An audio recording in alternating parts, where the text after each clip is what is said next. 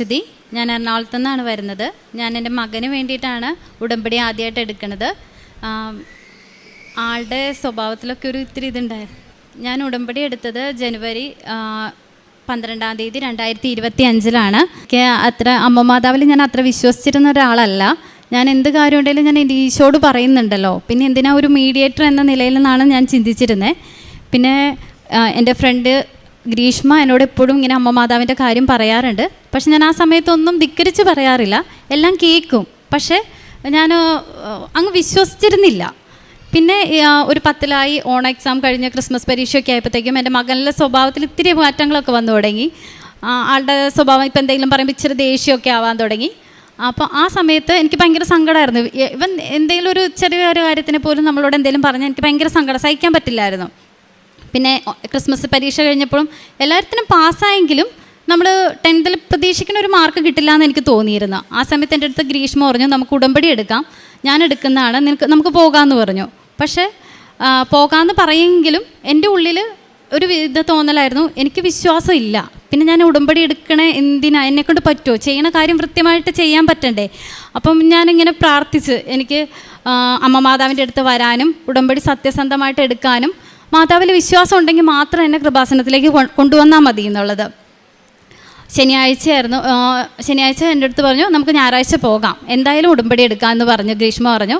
അപ്പോൾ അവന് ശരി അത്രയും പറഞ്ഞു. പക്ഷെ ഞാൻ കല്ലൂർ പള്ളി പോണ ആളാണ് ഞാൻ എപ്പോഴും.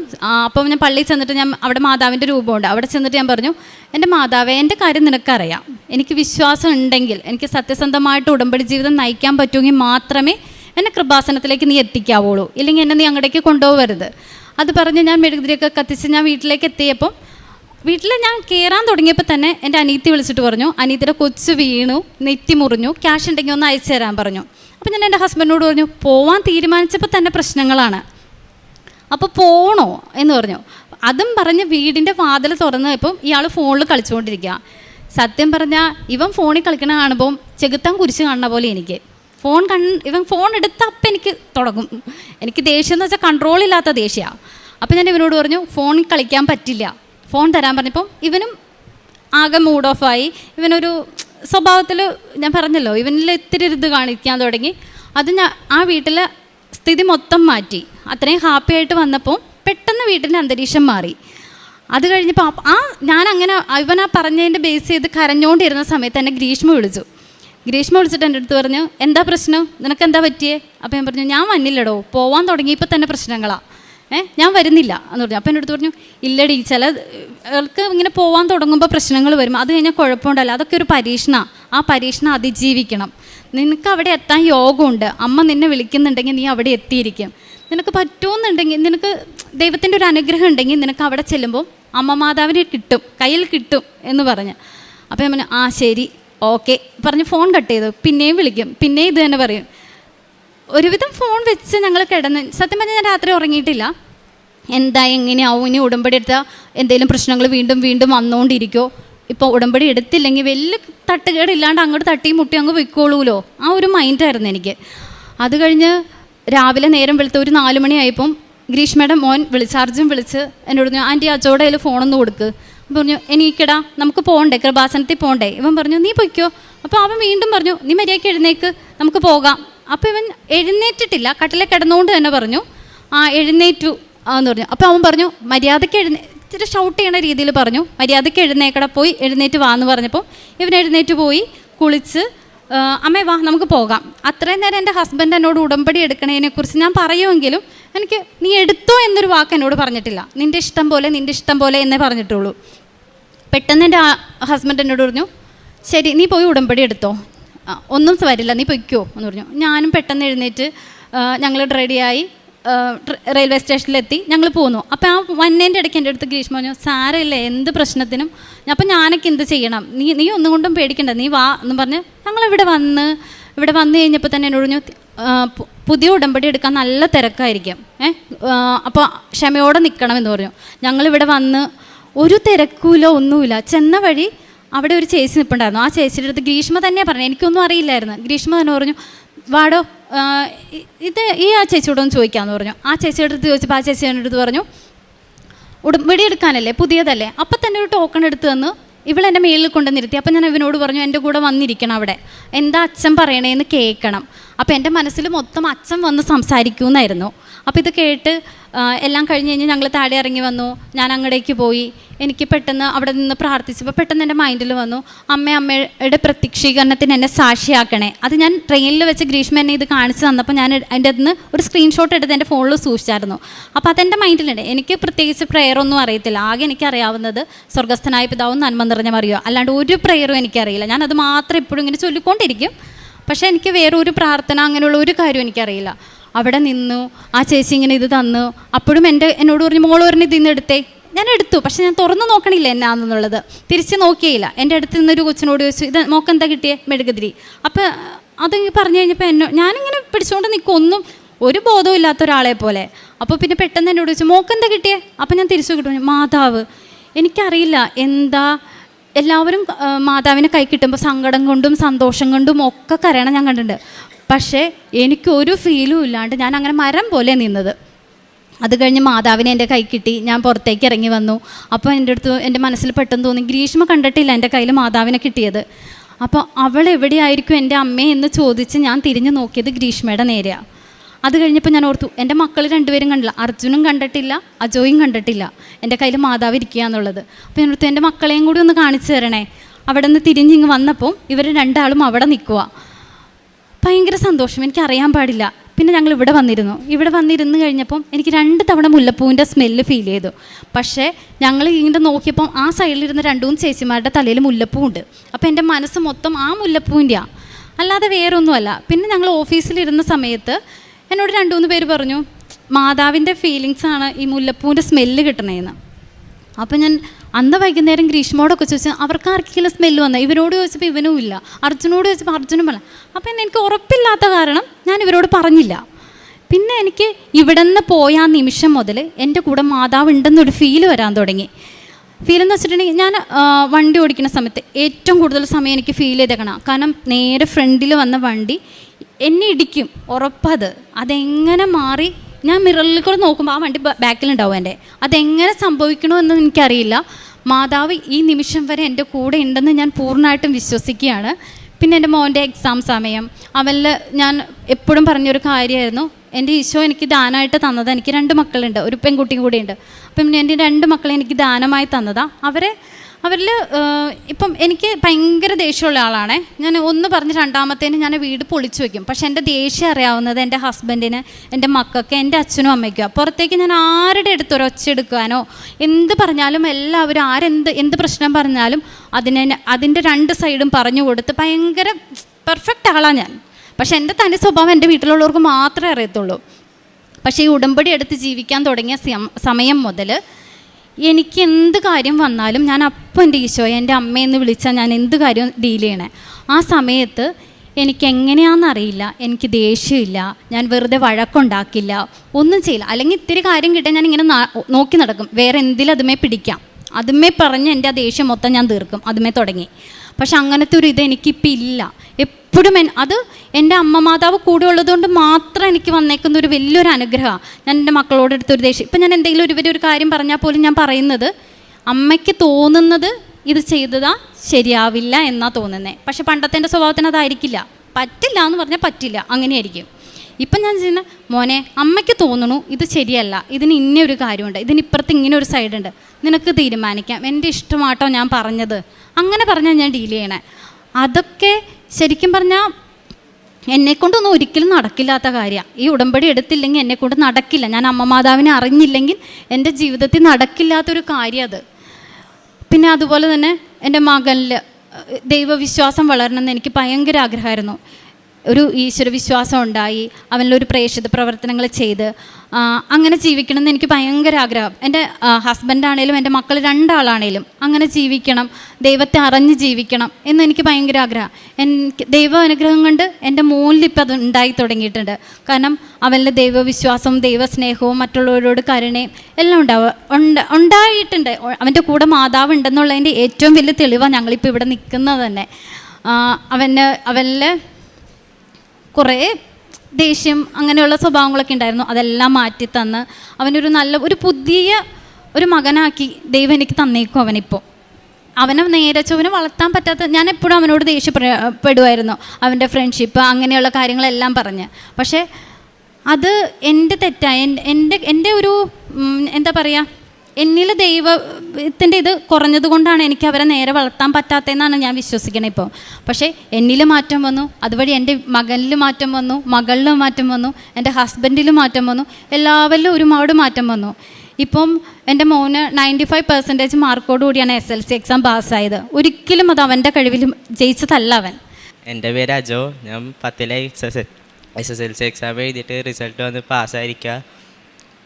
എനിക്ക് എങ്ങനെയാണെന്ന് അറിയാൻ പാടില്ല. 95% മാർക്കുണ്ട്. ആദ്യമൊക്കെ ഞാൻ പഠിക്കുമ്പോൾ അത്രയൊന്നും പഠിക്കില്ല, ഒരു 80% എബോ കിട്ടില്ലായിരുന്നു. പിന്നെ ഞാൻ ഇവിടെ അമ്മയോടൊപ്പം വന്ന് ഉടമ്പടി എടുത്തതിൻ്റെ ഫലമായി അമ്മ എനിക്ക് 95% തന്നെ ഞാൻ വിജയിപ്പിച്ച്. കൃപാസനത്തിൽ ഉപ്പെടുത്ത് പരീക്ഷയ്ക്ക് പോകുമ്പോൾ ഉപ്പ് ബെഞ്ചിലും പേപ്പറിലൊക്കെ ഇട്ടിട്ട് വിശ്വാസപ്രമാണം ചൊല്ലുമായിരുന്നു. അത് കഴിഞ്ഞിട്ട് കാശ് രൂപം പിടിച്ച് പ്രാർത്ഥിച്ചിട്ടാണ് ഞാൻ പരീക്ഷ എഴുതാൻ തുടങ്ങണത്. അപ്പോൾ എനിക്ക് തോന്നാറുണ്ട് എൻ്റെ അമ്മ എൻ്റെ കൂടെ ഉണ്ടാവും. അങ്ങനെയാണ് ഞാൻ പരീക്ഷ എഴുതുന്നത്. ജോസഫ് അച്ഛൻ്റെ ഡെയിലി ബ്രെഡ് കൂടി എപ്പോഴും അമ്മയോടൊപ്പം പ്രതീക്ഷന പ്രാർത്ഥന അങ്ങനെയൊക്കെ ചൊല്ലുമായിരുന്നു. പിന്നെ കൃപാസന പത്രം ജനറൽ ആശുപത്രിയിലൊക്കെ കൊണ്ടുപോയി കൊടുത്ത് അമ്മേനെക്കുറിച്ച് അറിയാത്തവർക്ക് അമ്മേനെക്കുറിച്ച് പറഞ്ഞ് കൃപാസനത്തെക്കുറിച്ച് പറഞ്ഞിട്ടൊക്കെയാണ് ഞങ്ങൾ അവിടെ നിന്ന് വരാറ്. അതുപോലെ തന്നെ എൻ്റെ മകനിൽ ഒരു ഇവൻ വീട്ടിൽ സൈലൻ്റാണ്. പുറത്തോട്ടിറങ്ങി ഇവരുടെ ഫ്രണ്ട്സിനോട് കൂടുമ്പോഴാണല്ലോ ഇവരുടെ തനി സ്വഭാവം പുറത്തു വരുള്ളൂ. ഇവനങ്ങനെ അധികം സംസാരിക്കും അങ്ങനെയുള്ള ഇതൊന്നും ഇല്ലായിരുന്നു. അപ്പം ഞാൻ ആഗ്രഹിച്ചായിരുന്നു എൻ്റെ മോനെ പ്രേക്ഷിത പ്രവർത്തനങ്ങൾ ചെയ്യുമ്പോൾ എൻ്റെ കൂടെ വേണം, എല്ലാ കാര്യങ്ങൾക്കും എൻ്റെ കൂടെ നടന്ന് ഇവൻ ചെയ്യണം. ഇവൻ വലുതാകുമ്പോഴെല്ലാം ഇപ്പം ജീവിക്കുന്ന ജീവിതം അവൻ തുടർന്ന് ജീവിതാവസാനം വരെ ഇങ്ങനെ തുടർന്ന് പോകണമെന്ന് ഞാൻ ആഗ്രഹിക്കുന്നുണ്ട്. അതിൽ വലിയൊരു മാറ്റമാണ് ഇപ്പോൾ അവനിൽ വന്നേക്കണേ. ഇപ്പം പത്രം കൊണ്ടായാലും എൻ്റെ കൂടെ ആദ്യമൊന്നും കൊടുക്കാൻ ഭയങ്കര മടിയായിരുന്നു. ഒരു പത്രം ഒരാൾക്ക് കൊടുക്കുമെന്ന് പറഞ്ഞാൽ ഇവൻ കൊടുക്കില്ലായിരുന്നു. ഇപ്പം എൻ്റെ കൂടെ പത്രം കൊടുക്കാൻ വരും, ഭക്ഷണം കൊടുക്കണേ, അല്ലെങ്കിൽ വേറെ ആൾക്ക് ഇപ്പം നമ്മുടെ മുമ്പിൽ ഒരാൾ കൈ നീട്ടിയാൽ അപ്പം തന്നെ ഇവന് എന്തെങ്കിലും അയാൾക്ക് ചെയ്യാനുള്ളൊരു മനസ്സ് ദൈവം അവന് കൊടുത്തിട്ടുണ്ട്. ഇവൻ്റെ ജീവിതാവസാനം വരെ ഇങ്ങനെ തന്നെ പോകണം എന്നാണ് എൻ്റെ ആഗ്രഹം. അതിന് അമ്മ മാതാവ് അനുഗ്രഹിക്കട്ടെ എന്ന് ഞാൻ പ്രാർത്ഥിക്കുന്നുണ്ട് എപ്പോഴും. അതുപോലെ തന്നെ എൻ്റെ ഹസ്ബൻഡിൻ്റെ ആൾ കച്ചവടം നടത്തുകയാണ്. അവിടെ സ്ഥാപനത്തിന് ഒട്ടും ചിലവുണ്ടായിരുന്നില്ല. എനിക്കറിയായിരുന്നു നമ്മുടെ അമ്മ സഞ്ചാരി മാതാവാണ്, എൻ്റെ കൂടെയുണ്ട്. അതുപോലെ എൻ്റെ ഹസ്ബൻഡിൻ്റെ ജോലി സ്ഥലത്ത് വന്ന അമ്മ വിചാരിച്ച നടക്കാത്തതൊന്നുമില്ല. എൻ്റെ ഈശോയോട് പറഞ്ഞ് എല്ലാം നടത്തി തരുമെന്ന് എനിക്ക് ഉറപ്പുണ്ടായിരുന്നു. ഞാനപ്പോൾ അമ്മോട് പറഞ്ഞു, അമ്മേ നമ്മുടെ വരുമാന മാർഗ്ഗം ഇതാണ്, അമ്മ എൻ്റെ ഹസ്ബൻഡിൻ്റെ കൂടെ ആ ജോലി സ്ഥലത്ത് ഉണ്ടാവണം, അവിടെ ചിലവുണ്ടാവണം, ഞങ്ങൾക്ക് വരുമാനം വേറെ ഒന്നും ഇല്ല കേട്ടോ. അപ്പോൾ അമ്മ അത് കേട്ടു. ഇപ്പം നല്ല രീതിയിൽ ഒന്നും ഇല്ലാത്തിരുന്ന് ഒരു സമയത്ത് ഞങ്ങൾ നല്ല ഇതിൽ നിന്നിരുന്നു. അവിടെ നിന്ന് ഡൗണായി, പിന്നെ അതിൽ നിന്ന് ചെറുതായി പൊങ്ങി വന്ന് വീണ്ടും ഡൗണായി. ആ സമയത്താണ് ഞാൻ ഈ ഉടമ്പടി എടുത്ത് ഇപ്പം നിൽക്കുന്ന ഈ സമയം. ആ സമയത്ത് ഞാൻ അമ്മോട് പറഞ്ഞ ഞാൻ വിളിച്ച് പറഞ്ഞ അമ്മോട് പറഞ്ഞ അമ്മ എനിക്ക് കച്ചവടം ഉണ്ടാക്കി തരണം, ആൾ മൂഡ് ഓഫാണ് എപ്പോഴും, നമുക്ക് ചിലവില്ല, അമ്മ കൂടെ ഉണ്ടാവണം കേട്ടോ, ചിലവുണ്ടാക്കി തരണേന്ന് പറഞ്ഞു. ഞാൻ അതുപോലെ അമ്മയുടെ ഒരു രൂപ അവിടെ വെച്ചിട്ടുണ്ട്, ഞാൻ അതുപോലെ പ്രാർത്ഥിക്കും. അപ്പോൾ ഞാൻ പറഞ്ഞു, ഹസ്ബൻഡിനോട് പറഞ്ഞു, ഒന്നും പേടിക്കണ്ട, അമ്മ നമ്മുടെ കൂടെ ഉണ്ട്, അമ്മ ഇവിടെ ഉണ്ട്, ഇവിടെ ഉണ്ട് അമ്മ. അപ്പോൾ അമ്മ ഇനി മുതൽ നമ്മുടെ കാര്യം നോക്കണം, നിങ്ങൾ ഒന്നിനെക്കുറിച്ചും പേടിക്കേണ്ട, അമ്മ നടത്തി തരുമെന്ന് പറഞ്ഞു. ഇപ്പോൾ അതിൽ നിന്ന് ഒരുപാട് മാറ്റം വന്ന് ഞങ്ങൾക്ക് നല്ല രീതിയിൽ ചിലവ് നടക്കുന്നുണ്ട്. അതുപോലെ തന്നെ എൻ്റെ ഹസ്ബൻഡിന് യൂറിനറി ഇൻഫെക്ഷൻ വന്നു. അപ്പോൾ ആൾക്ക് രാത്രിയിൽ കിടക്കാൻ പറ്റണില്ല. അപ്പോൾ ഞാൻ പറഞ്ഞു, എൻ്റെ ആളങ്ങനെ ഒത്തിരി ഇരുന്ന് പ്രാർത്ഥിക്കുക അല്ലെങ്കിൽ നമ്മുടെ കൂടെ പ്രാർത്ഥനയ്ക്ക് ഇരിക്കുക അങ്ങനെയുള്ള ആളൊന്നും അല്ല കേട്ടോ. ഒന്നും നമ്മൾ ചെയ്യണേന് നമ്മൾ തടസ്സം പറയില്ല, പക്ഷേ ആൾ കൂടെ ഇരിക്കത്തൊന്നുമില്ല. അപ്പോൾ ഞാൻ പറഞ്ഞു, എൻ്റെ കൂടെ വന്നിരിക്കുക, ഇവിടെ ഞങ്ങൾ പ്രെയർ ചൊല്ലുമ്പോൾ ഞങ്ങളുടെ അടുത്ത് വന്നിരിക്കുക, പ്രെയർ ചൊല്ലാൻ അറിയില്ല, ചൊല്ലണ്ട, ഇവിടെ ഇരുന്നാൽ മതി. അങ്ങനെ 2-3 ദിവസം ഞങ്ങളുടെ കൂടെ ഇരുന്നു. അപ്പം ഞാൻ പറഞ്ഞു, മാതാവ് ഉണ്ടല്ലോ കൂടെ, ഈശോയും ഉണ്ട്, ഒന്നും വരത്തില്ല, ടെസ്റ്റ് ചെയ്യുമ്പം ഒരു പ്രശ്നമില്ല, മൂത്രത്തിക്കല്ലാന്നും പറയില്ല, മൂത്രത്തിപ്പഴുപ്പാന്നും പറയില്ല, ഒന്നും പറയില്ല, ഒരു കുഴപ്പമില്ല എന്ന് പറയൂന്ന് പറഞ്ഞു. അപ്പോൾ തൈലം ഞാനിങ്ങനെ പ്രാർത്ഥിച്ച് കയ്യിൽ കൊടുക്കുമായിരുന്നു. അതാൾ പുരട്ടും, ഉപ്പ് നാവിൽ ഞാൻ വിശ്വാസപ്രമാണമൊക്കെ ചൊല്ലി നാവിൽ കുരിശു വരച്ച് കൊടുക്കുമായിരുന്നു. 5 ദിവസം കഴിഞ്ഞ് ടെസ്റ്റ് ചെയ്ത് കഴിഞ്ഞപ്പം ഒരു പ്രശ്നവുമില്ല ആൾക്ക് അങ്ങനെ ഒരു ഇതേ ഇല്ല. ആളുടെ വിശ്വാസം അങ്ങനെ വർദ്ധിക്കാൻ തുടങ്ങി. ഇപ്പം ആളുടെ വിശ്വാസമുണ്ട്. വിശ്വാസം എന്ന് വെച്ചാൽ നമുക്ക് സമ്മതിച്ച് തരത്തില്ല വിശ്വാസം ഉണ്ടെന്നുള്ളത്, പക്ഷെ അതിപ്പം കുറച്ചുകൂടെ ഒരു ഇതായി തുടങ്ങിയിട്ടുണ്ട്. അതുപോലെ എനിക്ക് പീരീഡ്സ് ആയ സമയം മുതൽ വയറുവേദന എന്ന് വെച്ചിട്ടുണ്ടെങ്കിൽ 2 ദിവസം ഞാൻ എഴുന്നേക്കില്ല. ഹോസ്പിറ്റലിൽ പോവും, ട്രിപ്പ് ഇടും, ഇഞ്ചക്ഷൻ എടുക്കും, അങ്ങനെയാണ് ഞാൻ നിന്നേക്കുന്നത്.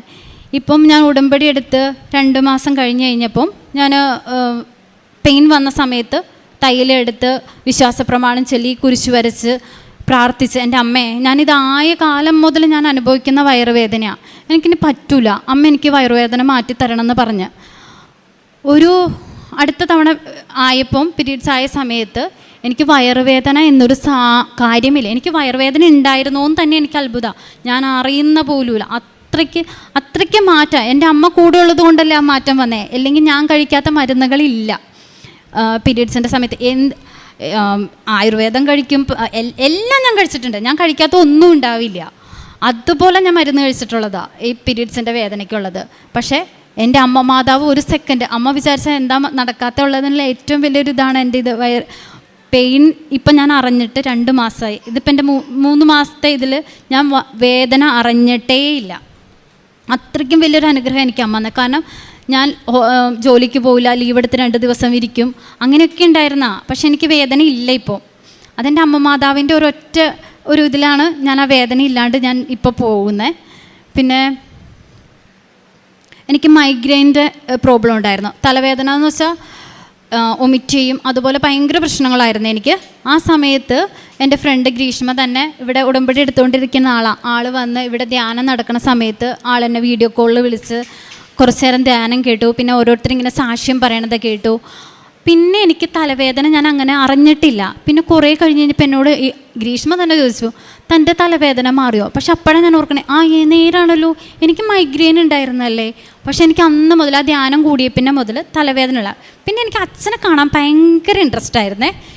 എൻ്റെ മൈൻഡിൽ ഉടമ്പടി എടുത്ത് അച്ഛനെ പിറ്റേ ദിവസം കാണാമെന്നായിരുന്നു. അപ്പോൾ അച്ഛനെ കണ്ടാൽ എല്ലാം ശരിയാവും, അങ്ങനെ ഒരു ഇതായിരുന്നു എൻ്റെ ഇത്. അപ്പോൾ ഒരു ദിവസം ഞാനിങ്ങനെ ഫോണിലിങ്ങനെ നോക്കിക്കൊണ്ടിരുന്ന അപ്പോൾ അച്ഛൻ ഒരു ടോക്കിലിങ്ങനെ പറയണ്ടായിരുന്നു, കുറേ പെരിച്ചാഴികളുണ്ട്, അച്ഛനെ കാണണം എന്നുള്ള ചിന്തയിൽ മാത്രം തന്നെ. അപ്പം ഞാൻ പറഞ്ഞു, ഇത് അച്ഛൻ എനിക്കിട്ട് തറഞ്ഞതാ. ആ സെക്കൻഡ് ഞാൻ ആഗ്രഹം ഉപേക്ഷിച്ച്. അപ്പം എൻ്റെ മൈൻഡ് അതുവരെ തന്നെ പ്രാർത്ഥനയിലൊന്നുമല്ല, എനിക്ക് അച്ഛനെ കാണണം, അത്രേ ഉള്ളൂ. അച്ഛനെ ഒന്ന് കാണണം, അച്ഛൻ്റെ കയ്യിൽ നിന്നൊരു ബ്ലെസ്സിങ് വാങ്ങിച്ചാൽ ഓക്കെ. എൻ്റെ മൈൻഡ് മൊത്തം അമ്മ മാതാവിനെ നേരിട്ട് കണ്ട ആളല്ലേ അച്ഛൻ. അപ്പോൾ അച്ഛൻ്റെ കൈ നമ്മുടെ തലയിലൊന്നും തൊട്ടാൽ അതിലും വലിയൊരു അനുഗ്രഹം ഇല്ല. അങ്ങനെ വിചാരിച്ച് ഞാൻ എപ്പോഴും എൻ്റെ മൈൻഡ് മൊത്തം പ്രാർത്ഥനയുടെ സമയത്ത് പോലും എനിക്ക് അച്ഛനെ കാണാൻ പറ്റണേ എന്നായിരുന്നു. പിന്നെ ഇവരുടെ SLC പരീക്ഷയുടെ ഇത് ഹോൾ ടിക്കറ്റ് കാണിക്കാൻ വന്നപ്പോൾ അന്ന് അച്ഛനിവിടെ ഇല്ല. അതും എനിക്ക് കാണാൻ പറ്റിയില്ല. അപ്പോഴും പിന്നെ അത് കഴിഞ്ഞിട്ടാണ് ഞാൻ കാണുന്നത്, കുറേ പെരിച്ചാഴികൾ ഇങ്ങനെ അച്ഛനെ കാണാൻ വേണ്ടി മാത്രം. അപ്പം ഞാൻ വിചാരിച്ചു, ഇതെന്നോട് തന്നെ പറഞ്ഞതാണല്ലോ, വേണ്ട, ഈ ആഗ്രഹം ഇവിടെ നിർത്തി. അമ്മ മാതാവ് കൂടെയുണ്ട്, ഈശോ കൂടെയുണ്ട്, ഒന്നുകൊണ്ടും പേടിക്കണ്ട എന്നുള്ളത്. എല്ലാം കൊണ്ടും ഞാൻ ഇതുവരെ ജീവിച്ച് പോകുന്ന ഒരു ജീവിതവും ഉടമ്പടി ജീവിതവും തമ്മിൽ ഒരുപാട് വ്യത്യാസമുണ്ട്. അച്ഛൻ പറയുണ്ടായിരുന്നു ഒരു പ്രാവശ്യം, നിങ്ങൾ ഉടമ്പടിക്ക് മുമ്പുള്ള നിങ്ങളുടെ ജീവിതം എന്താണെന്നും അതിന് ശേഷമുള്ള ജീവിതം എന്താണെന്നും നിങ്ങളൊന്ന് ചിന്തിച്ച് നോക്കാൻ. അങ്ങനെ ചിന്തിച്ചപ്പം ഞാൻ അപ്പം തന്നെ പെട്ടെന്ന് ഓർത്തത് എൻ്റെ ദേഷ്യത്തെക്കുറിച്ചാണ്. എൻ്റെ ദേഷ്യം എന്ന് വെച്ചാൽ അത്ര ഇതായിരുന്നു. ആ ഒരു ദേഷ്യം എന്നിൽ നിന്ന് മാറി. പക്ഷെ എനിക്ക് മറ്റൊരാളോട് പറഞ്ഞു കൊടുക്കാൻ പറ്റില്ല, എൻ്റെ ദേഷ്യം ഇങ്ങനെ ആയിരുന്നു, ഞാൻ ഇങ്ങനെ ഒരാളായിരുന്നു. കാരണം എൻ്റെ വീട്ടിലുള്ളവർക്ക് മാത്രമേ അറിയത്തുള്ളൂ എൻ്റെ ദേഷ്യം എന്നാന്ന്. അപ്പോൾ എനിക്ക് പുറത്ത് പറയാൻ പറ്റില്ലല്ലോ. അങ്ങനെ ഒരു ഇതായിരുന്നു. അത് കഴിഞ്ഞ് പിന്നെ എൻ്റെ പ്രേക്ഷിത പ്രവർത്തനം എന്ന് വെച്ചിട്ടുണ്ടെങ്കിൽ ഞാൻ നമ്മളുടെ ഇവിടെ നിന്ന് കിട്ടുന്ന എല്ലാ പത്രത്തിലും ഒരു വചനം എഴുതി. അപ്പോൾ ഞാൻ ഇതെടുക്കുമ്പോൾ ഞാൻ പറയും, എൻ്റെ ഈശോയെ, ഈ പത്രം ആരുടെ കയ്യിലാണോ കിട്ടണേ അവർക്ക് വേണ്ടിയിട്ടൊരു വചനം നീ ഇതിലേക്ക് തരണേന്ന് പറഞ്ഞിട്ട് പ്രാർത്ഥിച്ചൊരു വചനം എഴുതും. അതുപോലെ എനിക്ക് വിശ്വാസപ്രമാണം അറിയില്ലായിരുന്നു, എന്താണ് വിശ്വാസപ്രമാണം എന്നാന്നൊന്നും അറിയില്ലായിരുന്നു. അപ്പം ഞാൻ എന്നെപ്പോലെ അറിയാത്ത ആൾക്കാരുണ്ടാവില്ലേ, അപ്പോൾ അതുകൊണ്ട് ഞാൻ ആ പത്രത്തിൻ്റെ സൈഡിൽ വിശ്വാസപ്രമാണം എഴുതുമായിരുന്നു. അതും എഴുതി വിശ്വാസപ്രമാണം ചൊല്ലി ഞാൻ ഓരോരുത്തരുടെ കയ്യിൽ കൊടുക്കുമ്പോൾ ഇത് അർഹതയുള്ളവരുടെ കയ്യിലെത്തിക്കാൻ എന്നെ അനുഗ്രഹിക്കണേന്ന് പറഞ്ഞ് ഞാൻ കൊടുത്തിട്ടുണ്ട്. പിന്നെ ഞാൻ റോഡിലൊക്കെ നിൽക്കുന്ന അച്ഛനമ്മമാരൊക്കെ ഉണ്ടല്ലോ, പ്രായമുള്ള, അവർക്കാണ് ഭക്ഷണം കൊടുക്കണേ. പിന്നെ ഹോസ്പിറ്റലിൽ ഞങ്ങളുടെ ഇവിടെ നിന്ന് പള്ളിയിൽ നിന്ന് കൊണ്ടുപോകുമ്പോൾ ഞാൻ അങ്ങനെ ഫുഡ് കൊടുക്കാറുണ്ട്. പിന്നെ നിർദ്ധരായ കുടുംബത്തിലേക്ക് നമ്മൾ അരി അങ്ങനെയുള്ള സാധനങ്ങൾ കൊടുക്കും, അങ്ങനെ ചെയ്യാറുമുണ്ട്. Praise the lord, hallelujah. Aswathi എന്ന സഹോദരി ഇവിടെ വളരെ മനോഹരമായി നമ്മുടെ മുൻപിൽ ഒരു ജീവിത സാക്ഷി അനുഭവം പങ്കുവയ്ക്കുകയുണ്ടായി. തിമോത്തിക്ക് എഴുതിയ 2-ാം ലേഖനത്തിൽ വിശുദ്ധ പൗലോസ്ലീഹ ഇങ്ങനെ പറയുന്നു, ഞാനതിൽ ലജ്ജിക്കുന്നില്ല, എന്തെന്നാൽ ആരിലാണ് ഞാൻ വിശ്വാസം അർപ്പിച്ചിരിക്കുന്നതെന്ന് എനിക്കറിയാം. പൗലോസ്ലീഹയുടെ അതേ തീക്ഷ്ണതയോടുകൂടിയാണ് ഈ സഹോദരി ഇനിയും ഒരുപാട് കാര്യങ്ങൾ അത് അശ്വതിക്ക് വിവരിക്കാനും സന്തോഷത്തോടുകൂടി പങ്കുവയ്ക്കാനും ഒക്കെ ഉണ്ട്. പക്ഷെ നമ്മൾ ചുരുക്കി പറയേണ്ട ഒരാവശ്യമുള്ളതുകൊണ്ട് നമുക്കതിനെ ഇതിവിടെ സമാഹരിക്കാം. എനിക്ക് മനസ്സിലായത്, അശ്വതിയുടെ ഈ സാക്ഷ്യം കേട്ടുകൊണ്ടിരിക്കുമ്പോൾ വളരെ ബോധ്യത്തോടു കൂടിയാണ് അശ്വതി പരിശുദ്ധ അമ്മയെക്കുറിച്ചും ഈശോയുടെ പരിശുദ്ധ അമ്മയുടെ ആ മധ്യസ്ഥത്തെക്കുറിച്ച് അശ്വതി പറഞ്ഞുകൊണ്ടിരുന്നത്. കാരണം വളരെ ഉറപ്പാണ്, ഞാൻ ഈ ഉടമ്പടി വസ്തുക്കൾ ഉപയോഗിച്ചാൽ എൻ്റെ കുടുംബത്തിലും എൻ്റെ ജീവിതത്തിലും വളരെയധികം വ്യത്യാസം വരും.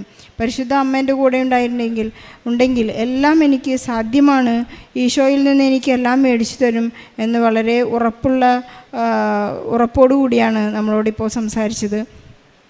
പിന്നെ ഈ സഹോദരി പറഞ്ഞു, എനിക്ക് ദേഷ്യം കൺട്രോൾ ചെയ്യാൻ വളരെ ബുദ്ധിമുട്ടായിരുന്നു.